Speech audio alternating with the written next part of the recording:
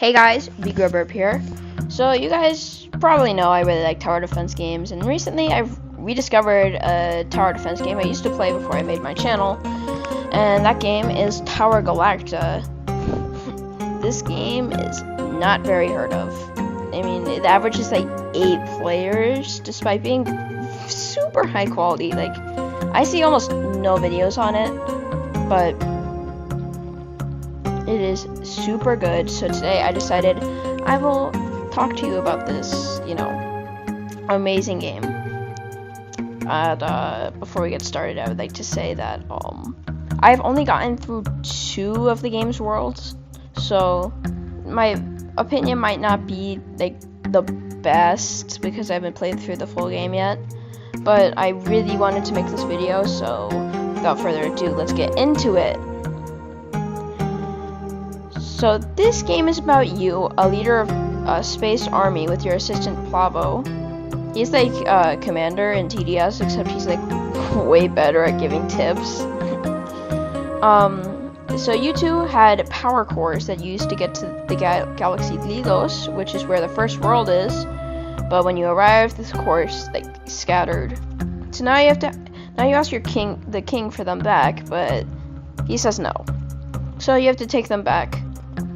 Oh yeah, the king's for like that galaxy. And that's when the first level starts. We get into the actual gameplay, and it's a really unique game. So like some really tower defense games on Roblox go for either levels that give you stats or like certain stat upgrades. But this game kind of combines them both with having stat upgrades, and you have to do normal upgrades to unlock more stat upgrades, which is very interesting. And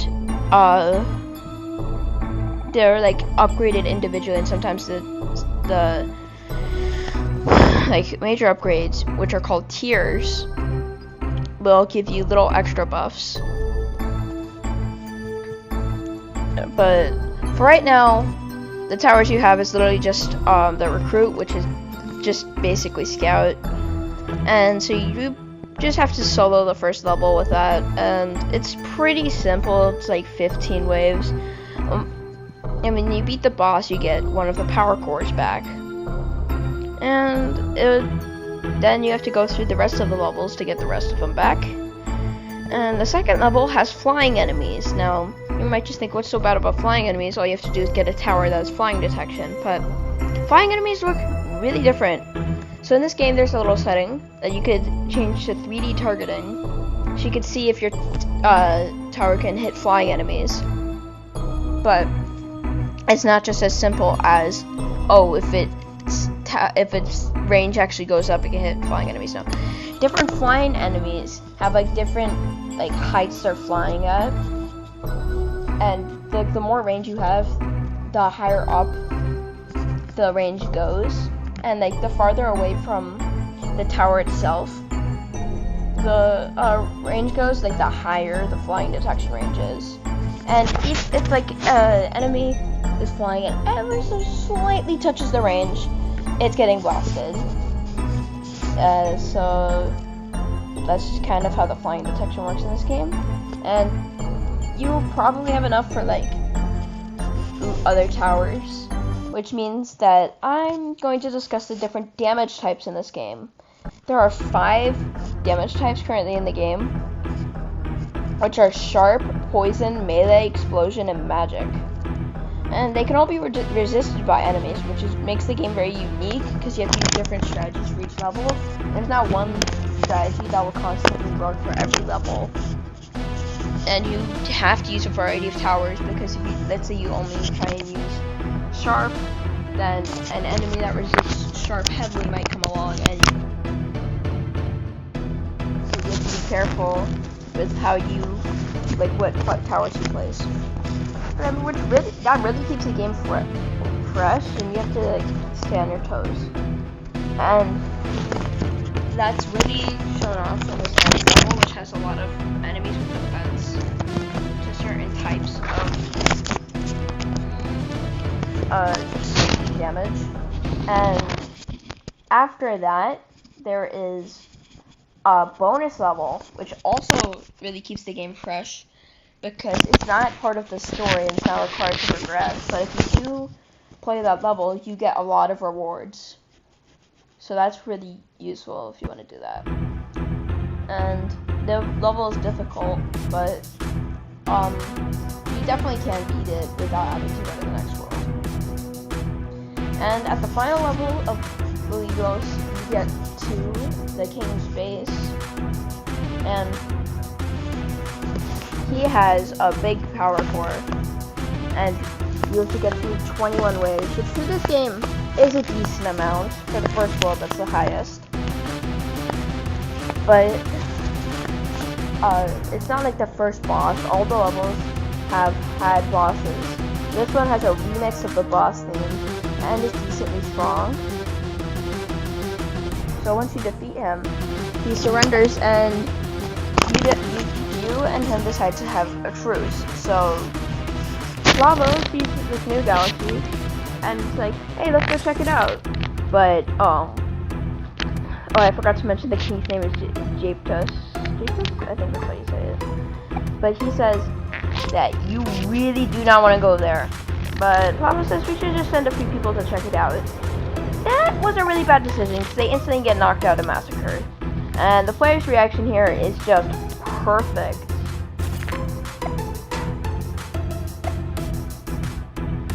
So now you got to deal with this goofy odd nether cult that has some weird powers, but